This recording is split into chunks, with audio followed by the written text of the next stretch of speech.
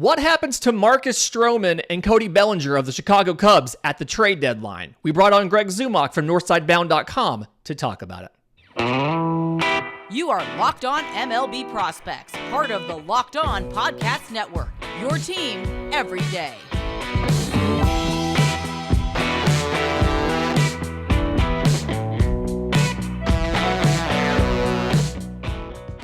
Welcome on into Locked On MLB Prospects. Really excited to be joined today by Greg Zumach, co-founder and writer of Northside Bound, co-host of the Cubs on Deck podcast. And if you remember some of the talk up to the draft, I mentioned if you want more info on how every team likes to draft and some of the best educated mock drafts you can get, I pointed you guys to Northside Bound and Greg's work. Thanks for being here, Greg. Quick question to kind of open us up is, of the picks that the Cubs made, and you guys signed them, which was great, who was your favorite guy that you guys took this year? Yeah, favorite guy, and this is great. And again, thanks for having me on, Lindsay. You know, I love talking this stuff. I've said this name a few different places, but really one of my favorite picks was Josh Rivera, third round pick, shortstop out of Florida. I got to see him live in Omaha, and just came away so impressed with. You know, he has his issues. Like he's a later age breakout, and some folks maybe question whether he sticks at short, but boy, I thought he was so impressive and defensively, offensively when I saw him in Omaha, and I just loved that value in the third round. Yeah, it's something where, and we have a whole conversation coming up later in this show, but like a whole thing about like this draft was really interesting from the Cubs perspective and some of the different directions you guys took. But before we get to that, the thing that everybody's talking about right now is the trade deadline. And timestamp for everybody, we're recording this on Thursday morning. Like we have to do that during trade deadline season. What do you think the Cubs do at the deadline? Do you think Cody Bellinger, Marcus Stroman get sent out? Do you think that they stay? Are the Cubs buyers? What are your thoughts on what this team does? Yes. I mean, honestly, so in many ways, some aspects of everything that you said, I think there's elements of truth to it. With one exception, I think that so timestamp again, we're talking about this Thursday morning. The Cubs are 50 and 51, and that's fine. They're closer to 500. They are also sitting there 4.5 out of the third wild card spot and 6 out, I believe, in the division. That's still going to be very difficult to get to 85 wins. The Cubs have to play at a 96 win pace to get to 85 wins, and that's not even a very likelihood that they're going to make the playoffs. That being said, there's value in still being competitive and having meaningful games in September. So here's where I land on all this. I would actually be really surprised if they moved Cody Bellinger. I think that there's a lot of value in holding on to him. There's some nuance related to the fact that he has a qualifying offer eligibility at the end of the season.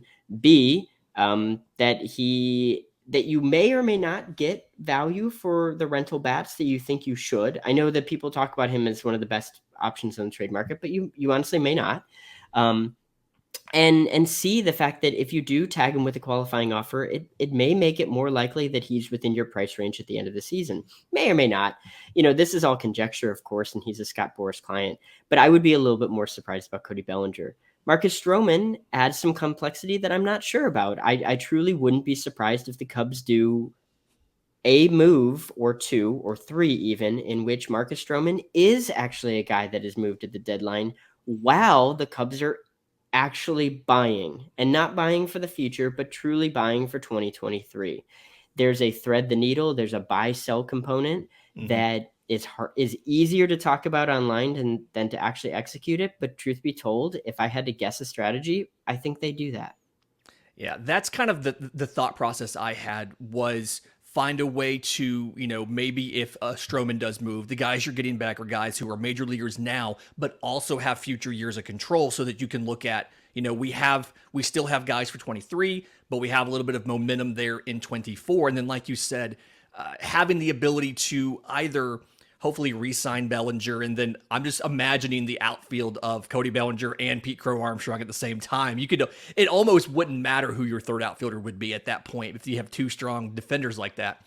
But then the ability to, if you do lose him, you get that qualifying offer, you get that, top 50, 75 talent that we saw teams like the Pirates just leave the money on the table and not do. But like how much that can help your team. And so the Cubs are in that really interesting thing to me where there's a clear, the NL Central, you have a clear top two teams, you have a clear two bottom teams, and the Cubs are kind of in the middle and can go either way. And I do think that buy-sell dynamic could be really useful. So it'd be interesting to see what would happen. If the Cubs did that, like, what do you see as far as the return? Is it something where you're looking for a third baseman like a Jeimer Candelario from the Washington Nationals? What's the priority for the Cubs if you're trying to improve this team for 2023? It's hard because you should just take the best return, right? Like that is always absolutely what you should be doing. Yeah. That being said, I think you can be very choosy in whether or not you even trade Marcus Stroman. Mm-hmm. So, if you are in a position in a couple of days where you're right around 500, you're within right about 5 games, you can just choose not to trade Marcus Stroman. So yes, you should take the best return, but also what you're hoping for is an aggressive team, a team that may feel like their backs are a little bit against the wall, kind of like what we saw with the Angels last night, where they made a very big return or gave a very big return for Lucas Giolito. There are teams potentially even in that same division, cough, cough, Texas Rangers, who have talent at the third base level or, second base, third base, depending on how you view Justin Foscue, while also are in a very competitive division and need pitching and maybe need catching help and need bullpen help. So that's something where, yes, maybe you just get an aggressive team that steps up to the plate and says, we're going to actually give you 2023 talent and really address, specific needs. The Cubs turn then around and find a particular pitcher that they say, we believe in this type of arm. We think that we can make him take those next steps. And we feel like even internally, we may view this guy slightly better than Marcus Stroman going forward. Like, these are all possibilities and we're just conjecturing, but it would not surprise me to see some of these discussions happening. Yeah. And the conjecture part's the big part here. That's the hard thing with the trade deadline is every game matters the same, right?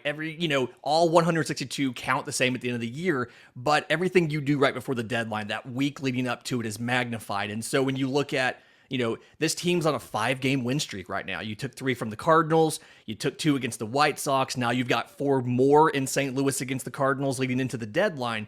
And so it's what we talk about today may be completely out of the window on Monday when they go to face the Reds. And, they could be close to tied with the Reds at that point. And that's what makes this trade deadline so interesting with that third wildcard spot, is just the possibilities and how much later everything's going to go. So I find it really interesting. This has been just tons of fun to think about this trade deadline. And obviously we saw a big deal already with Lucas Giolito and then Shohei Ohtani off the board, meaning that now there's more competition for pitching. There's less pitchers out there.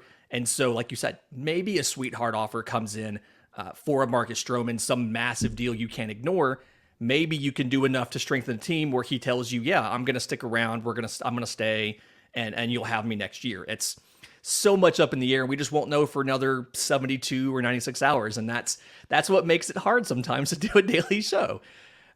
Okay. So in just a second, I want to get to this year's draft, because we touched on it earlier, but there were some really interesting picks, some really interesting directions you guys went. We'll do that next, right here on Locked On MLB Prospects. Back to our conversation with Greg in just a second, but first, today's episode is brought to you by our friends at eBay Motors. For a championship team, it's all about making sure every player is a perfect fit, and it's the same when it comes to your vehicle. Every part needs to fit just right. So the next time you need parts and accessories, head to eBay Motors. With eBay's Guaranteed Fit, you can be sure every part you need fits right the first time around. Just add your ride to My Garage and look for the green check mark to know your part will fit or your money back. Because just like in sports, confidence is the name of the game when you shop on eBay Motors. With over 122 million parts to choose from, you'll be back in the game in no time. After all, it's easy to bring home a win when the right parts are guaranteed. Get the right parts, the right fit, and the right prices on ebaymotors.com. eBay Guaranteed Fit only available to U.S. customers. Eligible items only. Exclusions do apply. Welcome back to Locked On MLB Prospects. Lindsay Crosby joined by Greg Zumach of Northside Bound and the Cubs on Deck podcast. And when I look at this draft class for this year, the Cubs did some of almost everything. And that was the big takeaway for me is in all of your mock drafts, when you're covering all 30 teams, you're talking about here's the focus that this team likes to do. Here's how they draft typically. And then the Cubs go out and do almost everything. They took college shortstops. You mentioned Josh Rivera, Matt Shaw, whether or not he takes a shortstop, obviously. College arms that have some flaws. Jackson Wiggins from Arkansas coming off of Tommy John. Will Sanders out of South Carolina, who had a rough draft year. They took some toolsy high school hitters. Alfonso Rosario is a guy that stands out to me about that. And they did everything but take prep pitching. Do you think that they did a good job of maximizing value on the board where they picked? Or is this something where maybe their avoidance of prep pitching meant that they settled for a lesser return than they could have gotten from some of these picks? Yeah, that's an interesting concept because, really, we got to the point when, and yes, I knew they didn't take a prep pitcher, but I don't think it really sunk in that they didn't, and I expected that they would. In many ways, the Cubs loaded up on pitching the previous year, and so they just may not have felt like the strength was there, and they did target bats a little bit more often than I think some folks expected. Mm-hmm. At the end of the day, I think they did maximize certain returns, and part of that is because of Matt Shaw effectively anchoring that draft for them in a good way, in the sense that they were able to take some swings on a few players that have some at least question marks. I'm high on Josh Rivera, but he's still 23. I'm high on Will Sanders, but he had a little bit of a rough year, and you're just kind of hoping for a bounce back. Jackson Wiggins has a lot of talent, and internally there's some folks that are really high on him, but he's also not somebody that during a regular college season has demonstrated consistency, and he's got the Tommy John. So he's a swing for the fences move as well. But Matt Shaw makes you feel really comfortable about what you're going to get. Again, I'm not really sure that I don't think he's a shortstop. I'm not the most confident he's an infielder, but you know what? I've likened him to Ian Happ a lot. I think that they've got some qualities that are very similar. Ian Happ is a dynamite selection at 9. If Matt Shaw comes anywhere close to that, he's a dynamite selection at 13. And it was a great pick. Yeah, and to get him and not have to go over slot or anything like that, it's something where if you, from an objective standpoint, he's probably the third best college hitter in the draft outside of Cruz and Langford, right? He's hit good velocity. He's hit good breaking stuff, good off-speed stuff. He handles every pitch type well. He's got good exit velos, good barrel rates, and can hit the ball everywhere. And so it feels like he's a little more advanced of a hitter than somebody that we were expecting. And again, maybe not the arm for shortstop, maybe a second base, maybe an outfielder. And it'll be interesting to think about if he ends up in the outfield. Does he necessarily have the profile that fits into a corner? Because you're looking at with the arm, you're looking at it like a left field option. And there's always that trade-off of power in left field, accepting less defense for power. But if he gives you okay defense and then, okay power, is it worth it? Is he a center field type behind PCA? A lot of questions there. But I do think it's a good pick. I do think it's a great job of maximizing value. I had him probably, I think, top 10 in my board going into the first round. So thought that was really good. I wanted to ask about some of the high school hitters that you guys took. Yahil Melendez seems like it's something where he's probably going to stick on the left side of the field anyway. But this was a kind of a down year for draft talent out of Puerto Rico. And it felt like he just hadn't really faced a lot of great pitching. What are some of the thoughts about his offensive future as far as the ceiling of the hit tool? Well, so it all really starts with the performance science aspect. So for anybody who's not familiar, performance science is more than just strength and conditioning. It's kind of an all-encompassing term. It includes diet, it includes, mental aspects, it includes sleep habits, it includes, wellness. And the Cubs are big believers in the performance science realm among many teams. That's a key component.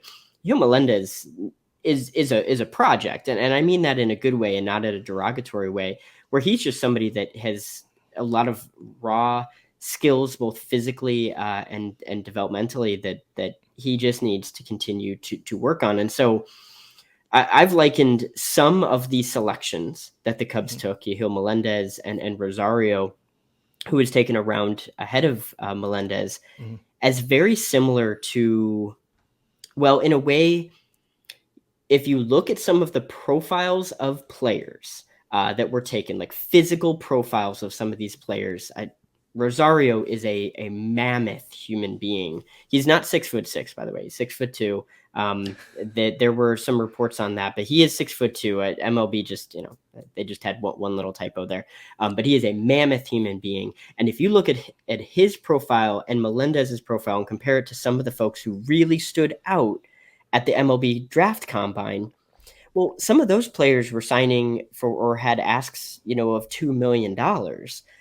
And so in many ways, this is just saying, that wasn't really going to be on the table. The Cubs didn't have a second round pick. They had a comp pick and they lost a little bit of slot value. Maybe we take a few different swings on some of these players that our scouts feel like, you know what? I look at this player in Rosario and I compare him to this person who might have a bigger ask and say, let's take a chance here for relatively slot value. I think Rosario was slot, Melendez was $400K.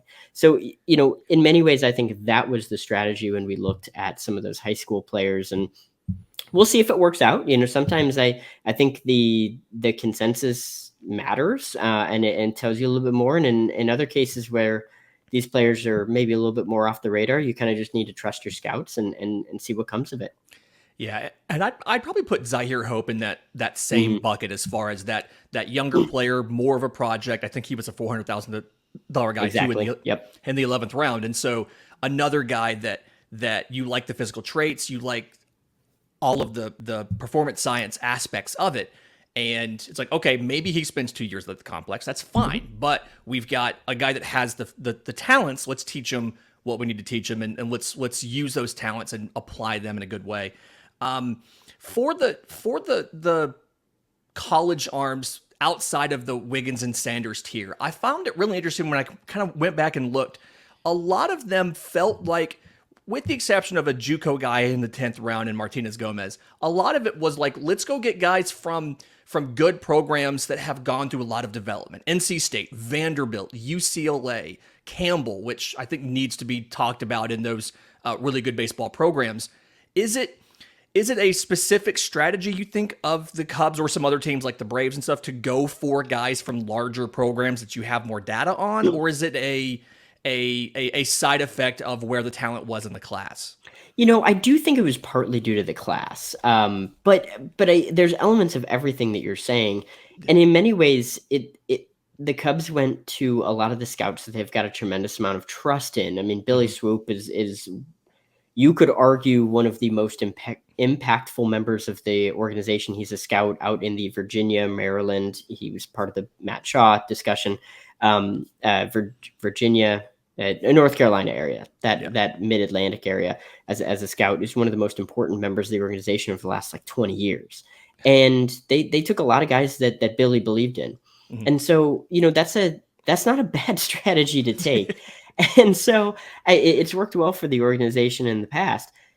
I think there's some element to the fact that that's where the depth of the draft was at that point. The Cubs did go hitters early and then naturally found a few players that there were many of those arms in the 12th or 13th, 14th, 15th round that I thought, boy, if they had taken them in the seventh round, I wouldn't have even been shocked. I think that would have been like, oh yeah, cool. That's a really solid pick at that range.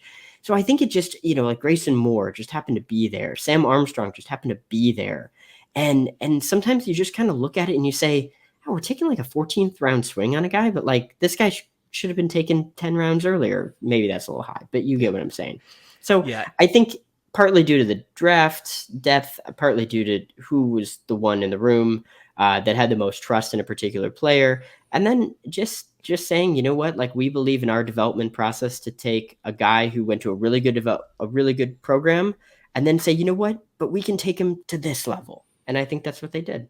Yeah. And one of the big telling things to me outside of the 19th round and Nick Dean is everybody that was taken signed for at least $100,000. It wasn't like you saw a lot of teams who will take that fifth-year senior, that grad transfer, and sign them for $10,000. They took guys that, for the most part, all had options, all could have gone back, and whether it was a COVID year or something like that, and it kind of tells me that like it was legitimately they took that guy there because he was available, because the talent broke that way, not because they were trying to save money somewhere so that they could go overslot on Jackson Wiggins and things like that. And so I think that was a big telling thing to me as well is, we didn't really have any glaring money saving picks in just about any of these spots.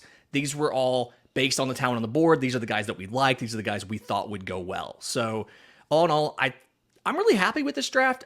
Draft grades are dumb, obviously, but I'm assuming like there's no real complaints about this draft, right? No, I don't have any complaints. I think that Jackson Wiggins will be the big inflection point. Like that's where you'll kind of see, and we won't know, but like if you look at it and say, oh man, I mean, we took a player that has the same type of traits or same type of situation as even like a Cade Horton could be, and it all works out, well, boy, they look like geniuses. If not, then I think you still feel like you got a really good draft. And that's what the Cubs are able to take a chance with. So, yeah, I don't do draft grades. I had somebody ask me before, I don't do draft grades this early. But overall, walking away with like, you know what? Yeah, really love some of the picks. Feel pretty good about almost all of them. And am intrigued about the upside in certainly a few. There you go. And on the mention of Cade Horton, there's been a couple arms that have popped up in the farm system this year, and I think have kind of broken out. We'll get to that next right here on Locked On MLB Prospects.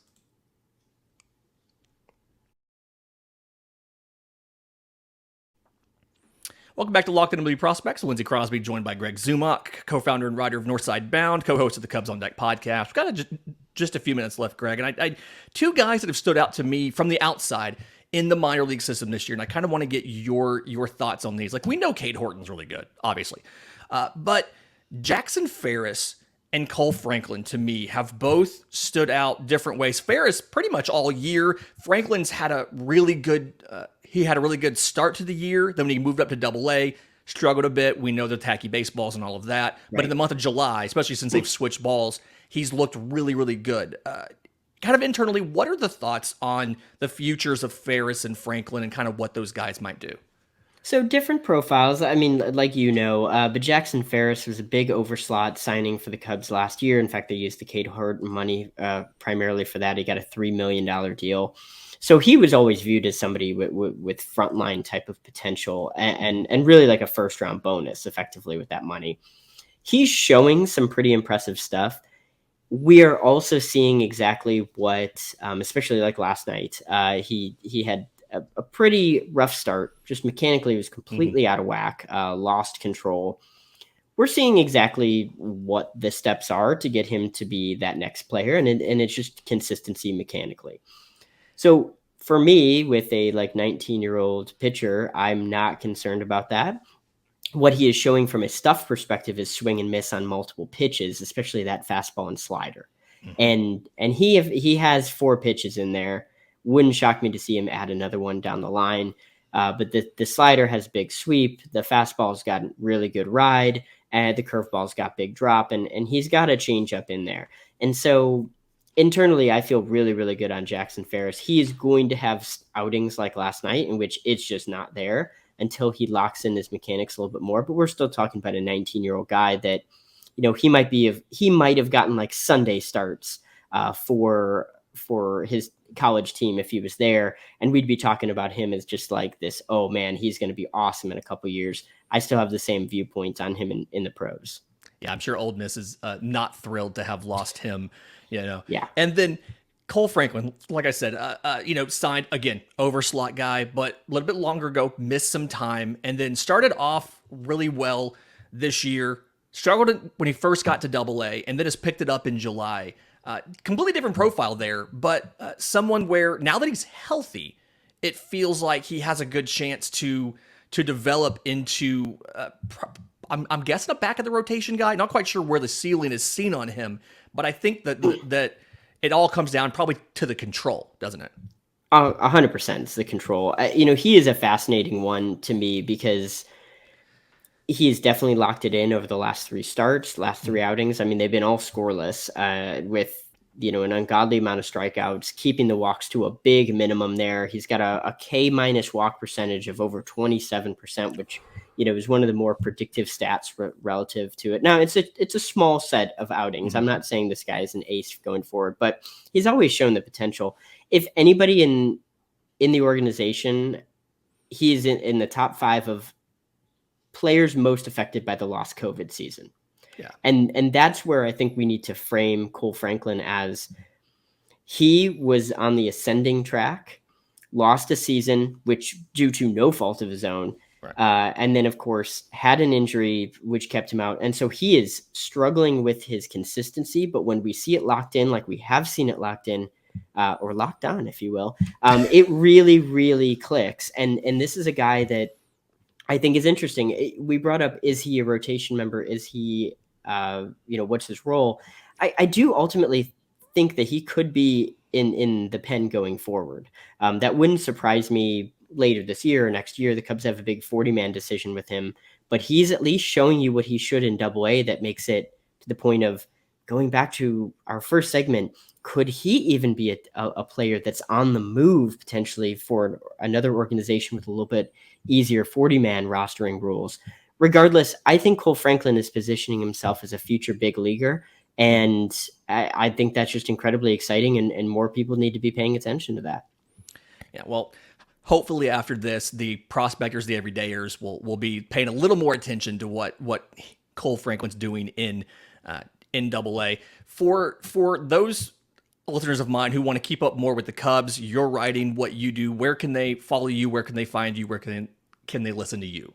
Yeah, I appreciate it. I just love talking about baseball. And so we've got, you can find me on Twitter for as long as that's around at IV Futures. I do have like a Blue Sky account, which is the exact same thing, and like at IV Futures, Blue Sky, whatever, etc. We also have a Discord too, so you can find that on my Twitter. We've got a link to that, and we're taking calls regularly on it. I talk a lot of Chicago Cubs, of course. That's my passion. That's where I do a lot of my scouting considerations, but I do talk about a lot of just baseball drafts in general, and so I write primarily at northsidebound.com. You will find multiple mock drafts throughout the year, which I thank you, Lindsay. You laid it out great for what I try to do, which is give a complete background on how each team generally tackles some of their higher level prospects or draft positions. So first and second rounds, what type of qualities of players do they look for? And I think they make for some really fun discussions. Yeah, it's very informative. Can't recommend it enough. We talk a lot on this show about independent journalism and supporting people who do good work that aren't part of the Athletic and ESPN and things like that. And Greg definitely follows in that group. Folks, it's been a fantastic week. Reminder: if you have questions for Monday's mailbag, I'm on Twitter at Crosby Baseball. Show's on Twitter at Locked On Farm. We've got the Discord, the email, tons of ways to get it to us. All those links are down below. Until Monday, you'll probably hear more from me over the weekend because of the trades. And remember, it's always a great time to pay a minor leaguer.